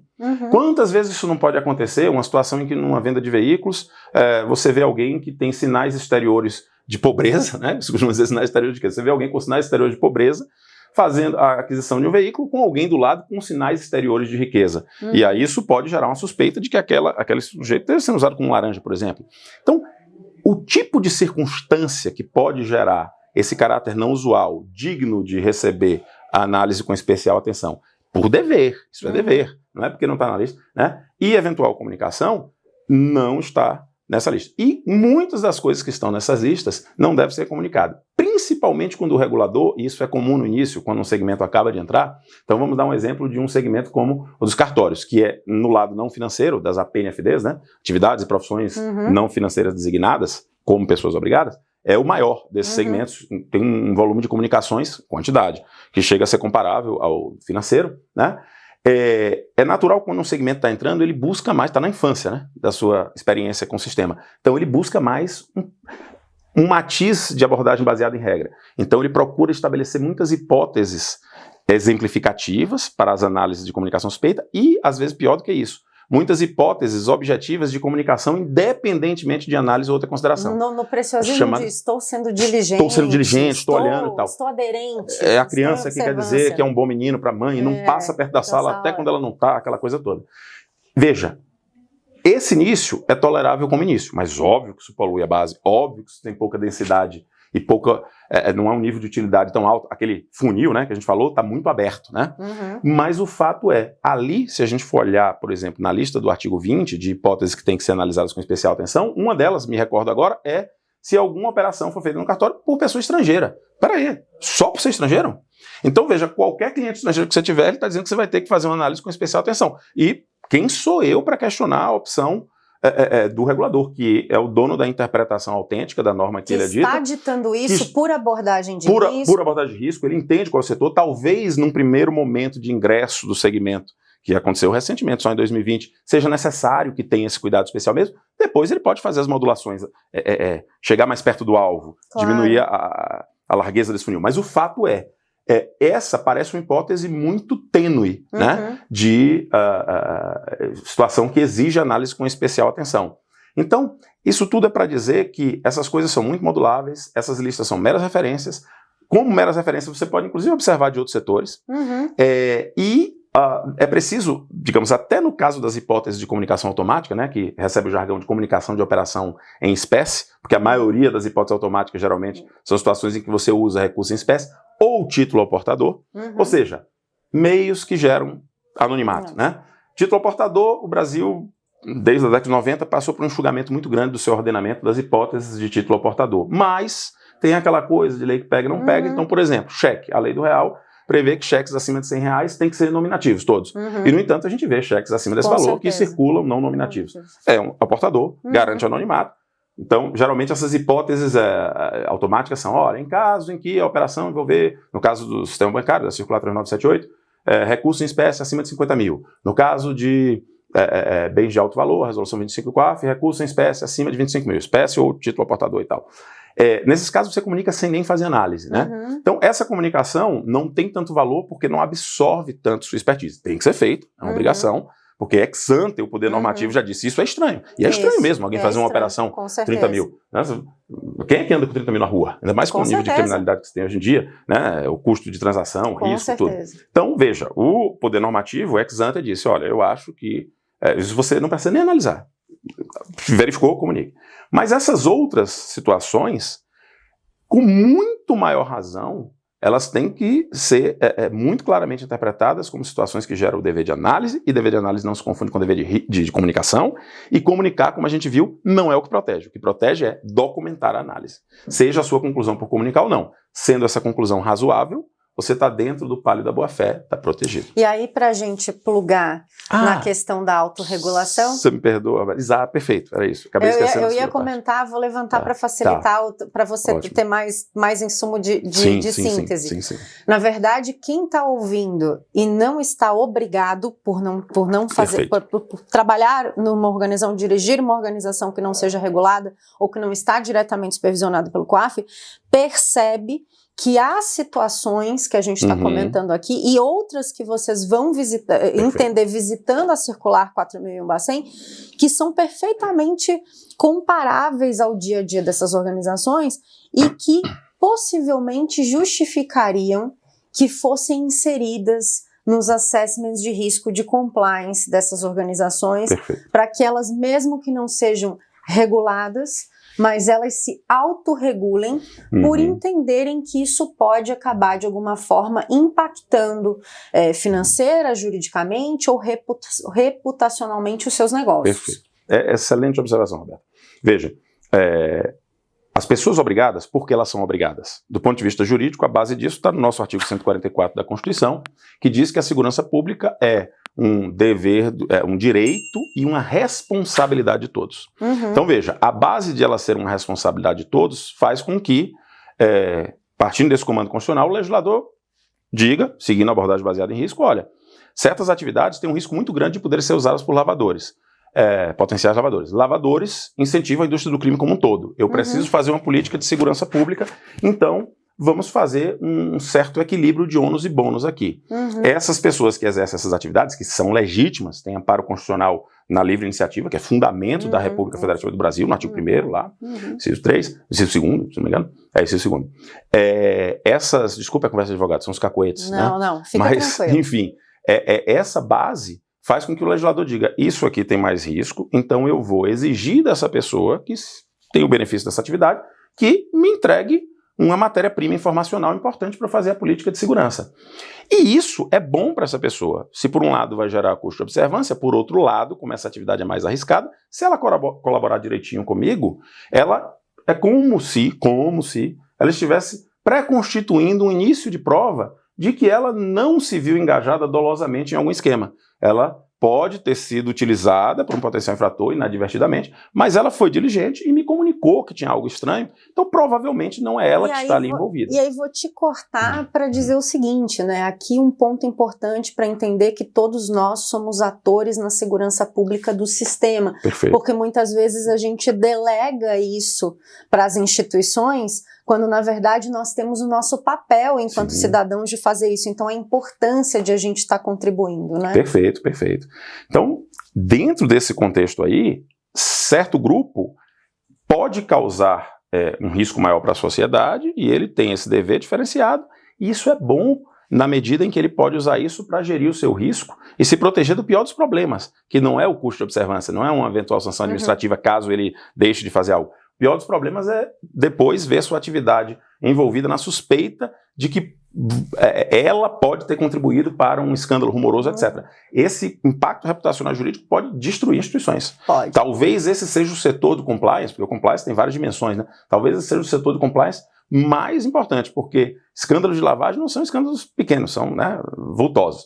Pois bem, e aí alguém pergunta, poxa, mas eu que não sou pessoa obrigada, não estou lá contemplado no rol do artigo 9º da lei de lavagem, eu também tenho risco de ser utilizado por um potencial lavador? Tem, de fato, porque a lavagem pode ser feita com qualquer tipo de atividade. Um circo, né, atividade circense, você pode fazer lavagem. Você pode fazer lavagem com um restaurante, você pode fazer lavagem. Aliás, você precisa se perceber na sua fala anterior, né, Rafael? Você precisa se perceber enquanto organização como alvo de lavadores. Isso. Não é que você vai dizer assim, não, no meu assessment estamos tranquilos porque nós não temos a pretensão de lavar dinheiro. Mas calma lá. Pode vir a ter, mas você não tem, mas alguém pode vir a ter pode de te usar. E Isso. você precisa acessar a sua essência para entender o quanto você é atraente para o lavador. Esse é o ponto. E o que né? é que faz ser atraente para o lavador? Trânsito de grande volume de recursos que, por meios que possam garantir anonimato, como recurso em espécie, meios tecnológicos que tenham brechas ainda regulatórias, uma série de coisas pode gerar vulnerabilidade na atividade. Uma coisa terrível, negocia-se tipos de serviço ou de bens que possam ser muito facilmente super ou subavaliados. É o caso, por exemplo, das obras de arte. Tem um nível de precificação, não é uma commodity, tem um nível de precificação muito subjetivo, são bens muito exclusivos, você não tem parâmetros de mercado tão abrangentes e vastos. Então, você tem que analisar, pô, minha atividade poderia servir para isso ou não? Pois bem. E aí, digamos que você diga, eu não sou pessoa obrigada, mas eu acho que eu posso ser utilizado por lavadores, mesmo que eu não queira contribuir com isso, mas inadvertidamente posso, e aí eu fico desprotegido, eu preferia ter esse custo de observância e poder fazer a comunicação. Veja, você não é obrigado. Você, naquela análise mais ampla do legislador, e cada país faz uma diferente, tem países em que igrejas são pessoas obrigadas, tem países que não são, tal, enfim, cada um, né, conhece a sua realidade, acerta ou erra, né, o legislador nesse ponto, o legislador não é infalível, né, mas enfim, você não tem o dever, mas você tem o direito. E isso é muito importante dizer. Em Estados democráticos de direito, a delação não é uma regra linear para toda a população. Estados totalitários têm essa coisa da delação, embora na maior parte das vezes com propósitos que não são propriamente do bem-estar coletivo. Mas veja, você tem por exceção agentes que são obrigados a comunicar ilícitos. Exemplo, o servidor público. É uma contravenção penal prevista na lei de contravenção, o servidor não comunicar um ilícito. O artigo 9º da Lei Complementar 105, do sigilo bancário, estabelece que o Banco Central e CVM, quando no exercício de suas atividades se depararem com indício de ilícito, tem que fazer comunicação. Por aí vai. E, no caso das pessoas obrigadas, elas não fazem uma comunicação de crime, porque não é uma notícia crime, mas elas fazem essa colaboração de dizer algo estranho que possa... Levantam a preocupação. Levantam a preocupação. Sinal de alerta. São um jeito ótimo de encarar isso aí. Mas você, que é um cidadão normal, você tem o direito de fazer denúncias. Quantos canais de denúncia aí, até anônimas, né? Você tem o direito. No caso específico do COAF, você pode acessar o COAF sem ser pessoa obrigada pelo Fala BR, a plataforma do governo federal, que você consegue alcançar diversas instituições da administração federal, o COAF é uma delas, para poder trazer algo para a comunicação do COAF. Não tem o dever. É importante que, se o fizer, faça de forma qualificada e com especial atenção até. Por quê? Porque se a pessoa obrigada tem aquela proteção da boa-fé, do parágrafo 2º, no caso de alguém que não seja pessoa obrigada, isso, se incidir, vai incidir por construção interpretativa, por analogia e tal. Então, não é uma festa. Então vamos sair comunicando. Primeiro, que não é a comunicação que protege. Segundo, que isso, óbvio, não vai se aplicar para todos. Mas para quem queira fazer isso com uma boa gestão de risco, e o risco de compliance é um risco de grande importância em termos de impacto, e a depender de sua atividade, até de probabilidade. Isso pode ter saído do radar do legislador, mas é bom que não saia do seu radar como titular da autonomia privada empresarial, porque você quer gerir bem seu negócio, livrá-lo de risco, até para inspirar confiança, atrair stakeholders que possam contribuir com sua atividade, né? Então, nesse caso, você tem o direito. É aquela velha coisa de saber diferenciar dever, ônus, direito, faculdade. Dever é algo que, se você não cumpre, você vai receber uma sanção, ou seja, uma consequência que o Estado propositalmente vai criar contra o seu interesse para você ser incentivado a cumprir o seu dever. Direito é algo que você pode reclamar do Estado a possibilidade de fazer se alguém lhe impedir de exercer. E ônus é aquela coisa que você não vai receber sanção se não fizer, mas você deixa de obter um resultado positivo. Então, na sua atividade empresarial, é um ônus seu gerir bem seu risco e pode fazer parte de gerir bem seu risco, mitigá-lo por meio de comunicações a autoridades competentes, não precisa ser só o COAF. Se você tem um indício mais forte que possa gerar uma notícia crime, pode ser uma autoridade policial, né? Que lhe livrem do risco de alguém achar que algo que aconteceu por meio de um potencial infrator que tentou usar a sua atividade tivesse o envolvimento da sua decisão empresarial. Se você comunicou à autoridade para que aquilo fosse investigado, seria irracional que você tivesse envolvido e quisesse ter os frutos dessa atividade ilícita, pelo menos em princípio. Claro, se essa comunicação for artificiosa, e por incrível que pareça, a criatividade dos infratores fazem com que até comunicações possam ser elementos para gerar... isso é muito interessante, porque a gente tem um cuidado muito grande, por força até de recomendação do GAFI, né, de um dos itens D das notas interpretativas da recomendação 29, tem um cuidado muito grande para quem pode se habilitar para usar o SIS-COAF. Veja, alguém poderia dizer, não, por que você não deixa todo mundo se habilitar? Meu Deus, porque imagina. O SIS-COAF é algo muito forte. Veja, por mais que não seja notícia crimes, etc e tal, você tem que saber que quem está comunicando está dentro daquele segmento, supervisionado pela sua autoridade de regulação, fiscalização natural, fiscalizado, etc. Por quê? Imagine que alguém queira fazer comunicações ao COAF de má fé para prejudicar um concorrente. Para despistar uma investigação que poderia ir no rumo certo, jogando ela para o rumo errado, criar cortina de fumaça, uma série de coisas. E a gente já viu até casos de pessoas que fizeram autocomunicação, comunicaram que tinham feito uma operação em espécie de valor super vultoso, para imprimir tela do SIS-COAF e tentar dizer que o COAF estava informando aquilo. Quem não conhece o sistema não sabe que aquilo é uma informação declaratória. E o sujeito estava fazendo uma declaração sobre si próprio e tentando usar isso para instruir processos judiciais e para iludir incautos. Então veja como uma coisa delicada. Mas, mais uma razão porque não é comunicar que protege. O que protege é ter um bom sistema de compliance em que você faça as análises e comunique se for o caso.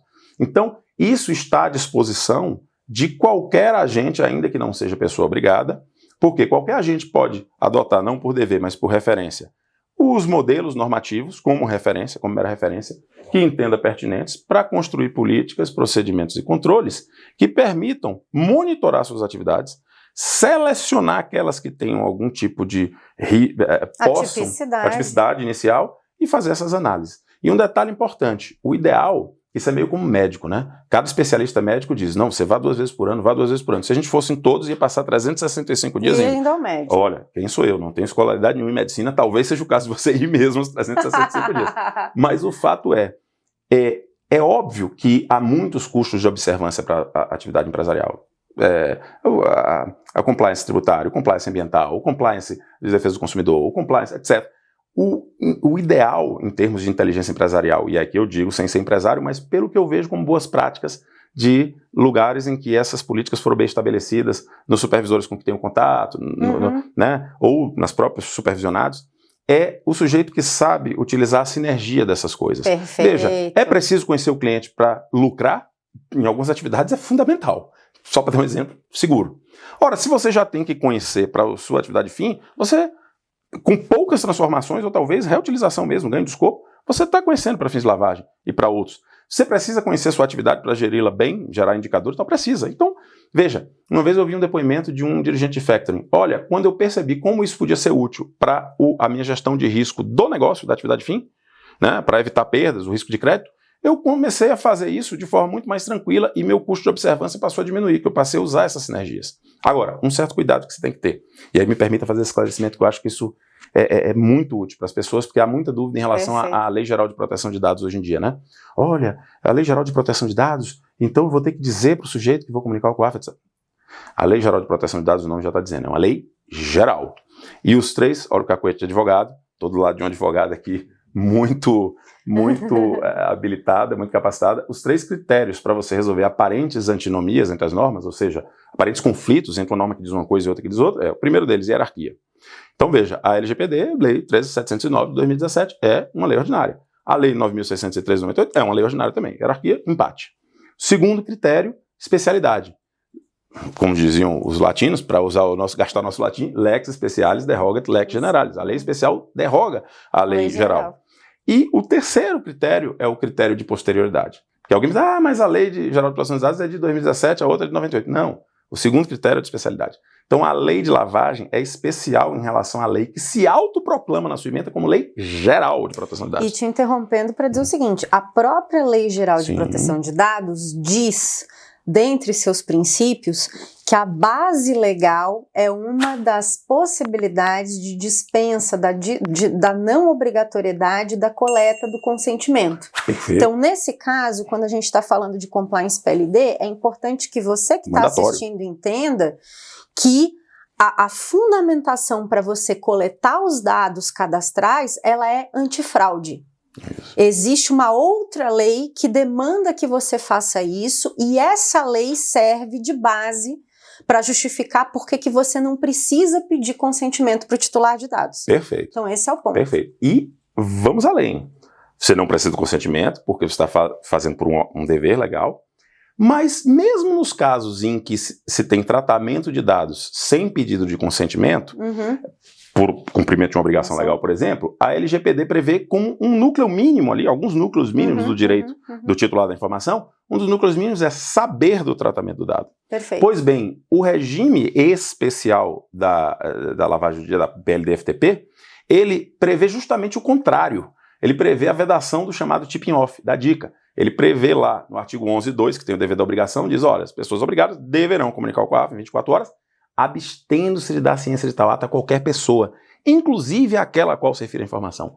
Então, o que na LGPD é o direito mínimo, mesmo quando você faz o tratamento sem consentimento, no regime da lei de lavagem, é uma proibição. E a LGPD, além de se assumir como lei geral, ela diz textualmente no inciso 3 do artigo 4º dela, que ela não se aplica para tratamentos de dados destinados exclusivamente a fins de segurança pública, da sociedade, do Estado, etc. e tal, que é exatamente o caso. Então, ela diz que ela não se aplica. Pode ser que algum dia chegou a haver proposições legislativas nesse sentido, haja uma lei especial de proteção de dados nesse ou naquele campo, como, aliás, já existe há muito tempo, mesmo sem esse nome. Se você for olhar o artigo 20 do Código de Processo Penal, ele é uma lei especial de proteção de dados, também, né, de várias coisas, mas também de proteção de dados no âmbito da investigação criminal. Ela diz lá uns parâmetros que o delegado deve usar para dizer o que é sigiloso ali, o que não é e tudo mais. O artigo 11.2 é uma lei especial de tratamento de dados. Diz que quando você comunica, você deve se abster de dar conhecimento desse ato a qualquer pessoa, inclusive aquela a qual se refere a informação. Pois bem, então veja, essa LGPD geral não revogou a Lei 9.603 de 98. Que é especial. Que é especial, continua valendo com essa regra de vedação de tipping-off, que está prevista nas recomendações do GAFI, que são vinculantes, recomendação 21 nesse caso, e, portanto, você pode fazer com toda tranquilidade. Só que aí pode surgir uma dúvida, porque a gente falou, olha, a pessoa obrigada está fazendo mandatório, mas a pessoa não obrigada, essa que pode fazer por gestão de risco, será que ela pode se valer disso? Bom, vamos trazer um pouco de polêmica aqui. Não somos donos da verdade, etc. Eu tenho uma posição técnica sobre isso, o COAF também tem. A posição do COAF tende a ser conservadora, a olhar a sua perspectiva, natural. Né? Então, boto todas essas aspas para instilar o debate, mas me permito aqui dizer, com todos aqueles disclaimers que fiz, a minha posição sobre isso. Olha, também nesse caso. Por quê? Porque não é o uso de uma informação exclusivamente para a segurança pública que isenta o tratamento da incidência daquele dever de comunicar ao titular da informação que ele está sendo tratado. O que isenta não é a informação, é o tratamento dado a ela. Até porque, se você dissesse que tinha que ser uma informação exclusiva para isso, então imagine, você não consegue vender uma joia sem saber para quem você está vendendo. Perfeito. Você não consegue fazer um seguro sem saber para quem você está vendendo. Então, nunca será exclusivo para a PLD FTP. Então, não é o fato de que uma informação é usada para várias coisas que priva ela dessa isenção que a própria LGPD cria. É o tratamento. Então, se você está, ainda que seja uma informação que você usa para a sua gestão normal, da atividade e tal, se você, num dado momento, está usando aquela informação para comunicar o COAF, esse tratamento não precisa ser do conhecimento do seu cliente ou da parte que esteja envolvida ali na situação que você vai comunicar, usuário, chame do que quiser. E aí alguém poderia dizer, não, mas espera aí, mas ele não sabe que vai ter o tratamento? Sabe. Então, no nível de lei, não tem problema nenhum. Se você vai lá e pergunta para ele, ele vem com um dinheiro espécie, de qual é a origem desse dinheiro? Veja, ele não tem dever de lhe dizer. Digamos que você seja uma joalheria, você não tem poder legal nenhum disso, um banco que seja, né? Mas você tem dever de fazer devidas diligências, portanto você pode ter o dever de perguntar, e se ele não responder, ele pode responder ou não, você lembra? pode considerar que a negativa de resposta dele é um elemento que gera risco e dever de análise com especial atenção para eventualmente comunicar. Em alguns casos é textual, a lista lá do artigo 20 do provimento 88 dos cartórios diz isso, recusa de informação, provavelmente a carta circular 4.001 deve ter algo nessa linha. Então veja, você tem o dever de perguntar, ele não tem o de responder, mas tem o ônus. Se ele responde de uma forma convincente, pode ser que isso gere uma certa consequência para ele. Se ele não responde, pode ser que gere outra. Agora, o que você não pode revelar para ele do tratamento? Você não pode revelar para ele do tratamento nada que permita ele saber, ainda que por inferência, uma maior ou menor probabilidade de uma comunicação passada ou futura existir. Então, vamos dar o exemplo. Chega um traficante famoso, né? Não vou chega um traficante famoso com uma mala de dinheiro e para comprar uma joia ou um veículo usado e tal, na sua loja de veículos ali no interior. E aí você vira para ele e diz, olha fulano, não me dá esse dinheiro aqui não, porque acima de 30 mil eu tenho que comunicar pela resolução 25 lá para o COAF e tal, pela resolução 25 do COAF. Então faz o seguinte, vai no banco e deposita na minha conta, porque, sei lá, esse carro aqui é 45 mil, esse carro usado, lá o limite é 50. Então se botar 45 lá, eu vou tratar aqui como uma transferência bancária. E lá, ele não vai comunicar porque não é 50. Se você fizer isso, nesse nível de consultoria para o crime, você entrou na faixa do inferno. Você está sofrendo incidência da parte criminal da lei de lavagem, artigo 1º. Mas digamos que você não chegue nesse nível de detalhe, mas apenas diga, não, olha, se você depositar aqui, talvez eu tenha que acabar comunicando. Você não falou de um ato de comunicação, mas você deu um elemento, deu uma dica, o tipping-off, que permite, ainda por inferência, saber da maior probabilidade. E aí ele pode ele vai usar isso como conhecimento estratégico para praticar o crime. Então, se você fez isso, você violou a vedação do tipping-off. Então, esse tratamento não pode ser, digamos, informado ao titular das informações. E quem está dizendo isso não sou eu. Por sorte, esse posicionamento mais conservador em termos de preservação do sigilo do COAF, ele conseguiu ficar consagrado já em precedentes do TCU, em precedentes do próprio STF, que deixa claro que, embora a regra se dirija na literalidade à pessoa obrigada, a pessoa obrigada deve comunicar o COAF abstendo-se da ciência, em 24 horas. Imagine todo o cuidado que a pessoa obrigada tem de guardar o segredo, abster-se da ciência do ato de comunicação para qualquer pessoa e tal, para ele em 24 horas. Aí, depois de 24 horas, não tenham medo, essas 24 horas não contam da operação, se for no caso suspeito, é depois que a análise denota que tem lá aqueles elementos que podem constituir indício, né? Mas depois dessas 24 horas, ela comunica ao COAF, né? Como tem que fazer, E aí o COAF, que é uma instituição pública, diz, agora chegou aqui no poder público, lei de acesso à informação, tem que ser transparente. Aí se alguém vier na LAI pedir, eu vou ter que dizer. E acreditem, já houve pedido de LAI para o COAF. E com esse argumento, não, o dever de abster-se da consciência é dirigido só à pessoa obrigada, você, COAF. Você é o comunicado, não a pessoa obrigada comunicante. Pois bem, conseguimos consagrar que essa parte do inciso 2 do artigo 11 da Lei de Lavagem, admito que a nossa legislação é menos clara do que poderia ser, mas embora não seja clara, é inequívoca, porque uma coisa é ser claro, outra coisa é ser inequívoco. Ela se entende, né, esses diversos órgãos de jurisdição administrativa e judiciária entenderam, por sorte, firmaram seus precedentes nesse sentido, que aquele dever de sigilo se estende por transferência de sigilo da pessoa obrigada comunicante para as autoridades comunicadas, inicialmente o COAF, depois do COAF para a polícia, Ministério Público, etc. O que traz aquela questão de que isso não deveria estar sendo inserido dentro de autos. Em alguns países, como a Alemanha e a Espanha, isso é expresso na legislação. No nosso país isso não é tão claro, mas se poderia extrair por inferência, ou se inseridos, deveriam ser inseridos com certas cautelas, pelo menos, etc. Mas enfim, tem evoluído o entendimento nesse sentido. E também deve ser objeto de interpretação extensiva quanto ao objeto, porque lá fala só do ato de comunicação. E no exemplo que eu dei do traficante, ele não falou de um ato de comunicação, ele apenas deu informação sobre algo que aumenta ou diminui a probabilidade de haver uma comunicação. Se você fosse se prender à literalidade, e a interpretação literal é apenas um dos métodos da interpretação jurídica, você diria que não houve violação de tipo nesse caso. E houve. Então, essa regra não se dirige só à pessoa obrigada, ela se transfere, por regime de transferência de sigilo, para as autoridades comunicadas, e ela não se dirige apenas ao ato de comunicação em si, mas a outras informações que permitam, por inferência, saber da maior ou menor probabilidade de uma comunicação. Esse tratamento você não deve dar a conhecer ao seu cliente. Então, se você disser que você vai fazer coleta de informações por força do que prevê a lei de lavagem, não tem problema nenhum. A lei está na internet, qualquer pessoa pode ver. Por força do que prevê, se você é do Sistema Financeiro Circular 3978, não tem problema nenhum. Agora, se você disser, olha, se eu fosse você, eu não recusava de me dar essa informação não, porque aí, nesse caso, é bem provável que eu acabe lhe comunicando. Não faça isso. Primeiro, você está se colocando em risco. Segundo, você está violando a regra de vedação de tip-off. Imagine que você faça isso em relação a alguém que possa ser perigoso, isso pode acontecer. Então, o guardião do sigilo, o primeiro guardião do sigilo é a pessoa obrigada, o segundo guardião é toda a cadeia de autoridades que vai recebendo. E esse é um sigilo, como eu disse, que não se confunde com o bancário ou fiscal, porque ele se dirige também e até principalmente ao titular das informações.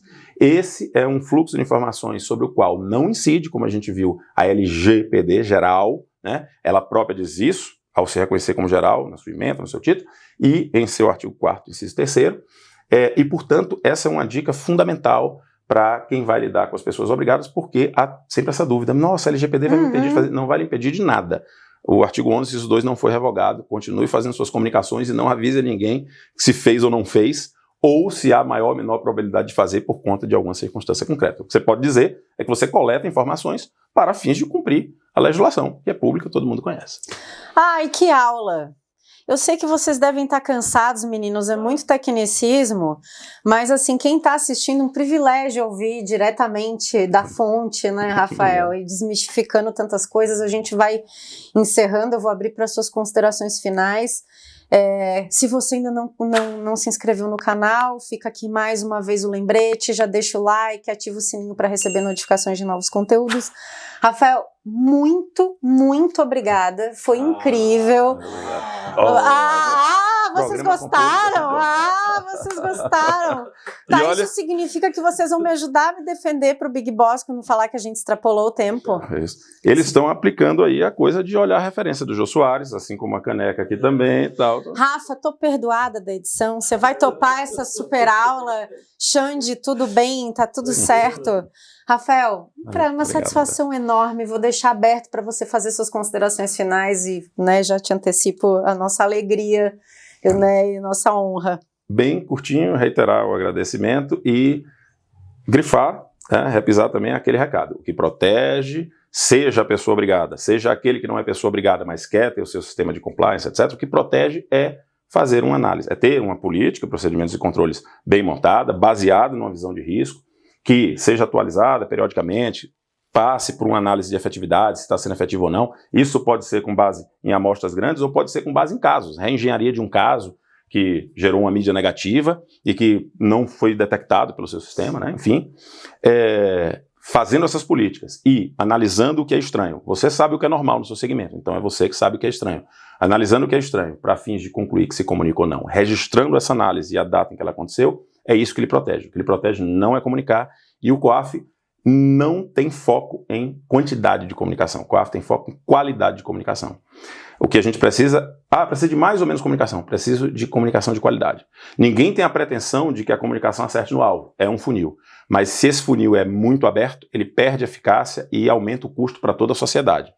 Se esse funil vai ficando mais acurado, mais próximo do alvo, ou seja, a comunicação parte desde a matéria-prima, com essa qualidade, com essa efetividade de comunicar o que realmente é objeto de uma análise, aí tudo vai bem.